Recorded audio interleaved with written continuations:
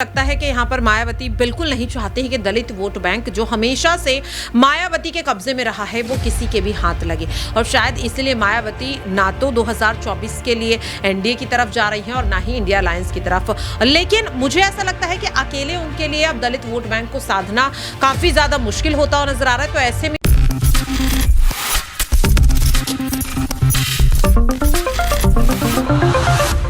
Next 9 news में आपका बहुत बहुत स्वागत है। मैं हूं आपके साथ अबरारुल हक रहमानी। दर्शकों, 2024 के लोकसभा चुनाव को लेकर के इस वक्त अगर विपक्ष के किसी एक बड़े चेहरे पर सबकी नज़रें टिकी है तो वो मायावती हैं।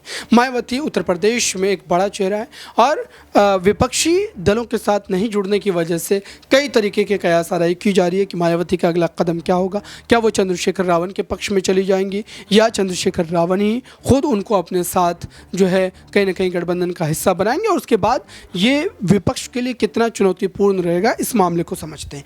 इंडिया गठबंधन के लिए मायावती और चंद्रशेखर का साथ आना कितना ज़्यादा चुनौतीपूर्ण रहेगा, क्योंकि उत्तर प्रदेश में दलित वोट एक बड़ा वोट बैंक है और ऐसे में कतई मायावती नहीं चाहेगी वो वोट बैंक जो है इंडिया गठबंधन को मिले या भारतीय जनता पार्टी को मिले। देखिए, बिल्कुल अबरार, मुझे लगता है कि यहाँ पर मायावती बिल्कुल नहीं चाहते हैं कि दलित वोट बैंक जो हमेशा से मायावती के कब्जे में रहा है वो किसी के भी हाथ लगे। और शायद इसलिए मायावती ना तो 2024 के लिए एनडीए की तरफ जा रही हैं और ना ही इंडिया अलायंस की तरफ। लेकिन मुझे ऐसा लगता है कि अकेले उनके लिए अब दलित वोट बैंक को साधना काफ़ी ज़्यादा मुश्किल होता हुआ नजर आ रहा है। तो ऐसे में उन्हें चंद्रशेखर के साथ हाथ मिलाना पड़ेगा, क्योंकि अगर मान लिया जाए कि उत्तर प्रदेश का 50% या चलिए 70% भी अगर हम मान लें कि 70% अगर वोट बैंक मायावती के पास है, फिर भी 25% वोट बैंक जो है वो अभी भी यहां पर चंद्रशेखर आजाद के पास है।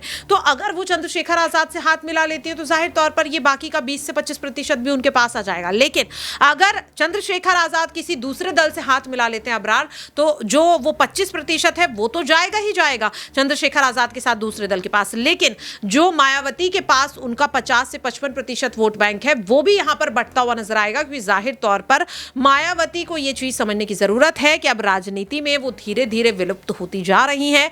और अगर उन्होंने चंद्रशेखर आजाद के साथ गठबंधन करने पर जल्द कोई निर्णय नहीं लिया तो इसका फायदा जाहिर तौर पर अखिलेश यादव उठाएंगे। और इसका अंदाजा आप अभी हाल ही में तुगदी विधानसभा सीट, जिस पर उपचुनाव जल्द होने हैं, उसे लेकर जो प्रत्याशी अखिलेश यादव ने चुनावी मैदान में उतारा है उससे आप समझ सकते हैं। काफी सोच समझ कर उन्होंने उतारा।